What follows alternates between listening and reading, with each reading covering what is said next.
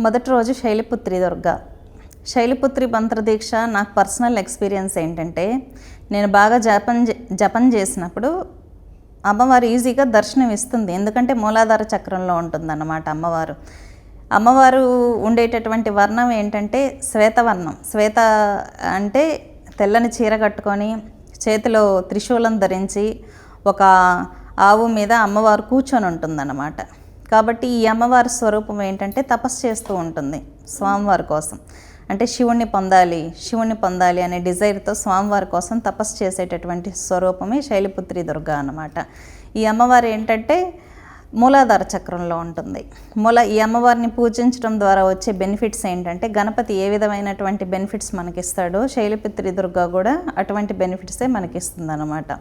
ఈ దేవతను ఆరాధించడం వల్ల మనం ఏంటంటే మూలాధార చక్రం యాక్టివేట్ అయ్యి కొంతమందికి చాలా డిజైర్స్ ఉంటుంది, లస్ట్ ఉంటుంది, వాటి మీద కమాండింగ్ వస్తుంది అన్నమాట. సెల్ఫ్ కంట్రోల్ వస్తుంది, మన పనులు ముందుకెళ్ళడం, మన చక్రాస్ హీల్ అవ్వాలంటే ఫస్ట్ ఈ చక్రమే యాక్టివేట్ అవ్వాలి. కాబట్టి శైలపుత్రి దుర్గా అనుగ్రహాన్ని పొందాలన్నమాట. మామూలుగా మీరు దుర్గా సప్తసతిని తీసుకున్నట్లయితే మహాకాళి, మహాలక్ష్మి, మహాసరస్వతి స్వరూపిణి దుర్గాంబికాయే నమః అని అంటారు. అంటే ఏంటి? మొదటి 3 స్వరూపాలను ఏమన్నారు ఇక్కడ? మహాకాళి స్వరూపం అన్నారు, తర్వాత మహాలక్ష్మి, మహాసరస్వతి అన్నారు. ఓం ఐం హ్రీం క్లీం చాముండాయే విచ్చై అంటే ఏంటి? ఐం బీజం. ఇక్కడ ఐం అంటే ఎవరు? మహాకాళి స్వరూపంగా వచ్చేసింది అమ్మవారు. హ్రీం అంటే మహాలక్ష్మి స్వరూపం, క్లీం అంటే మహాసరస్వతి స్వరూపంగా వచ్చేసిందనమాట.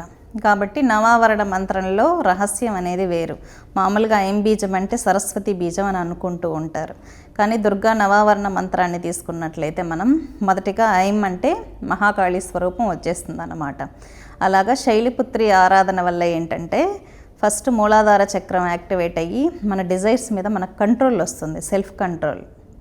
కాబట్టి ఈ అమ్మవారిని ఆరాధించడం అనేది ఏంటంటే ఎక్కువగా స్టూడెంట్స్కి ఏంటంటే కౌమార దశ వచ్చేసరికి డిజైర్స్ స్టార్ట్ అవుతాయి బాడీలో. వాళ్ళకి కంట్రోలింగ్ కెపాసిటీ ఉండదన్నమాట. మంచిగా మనం వాళ్ళ ఎడ్యుకేషన్ మీద ఎఫర్ట్స్ పట్టాలి, కాన్సన్ట్రేషన్ ఉండాలి అనుకుంటే ఈ అమ్మవారిని ఆరాధించాల్సి ఉంటుంది.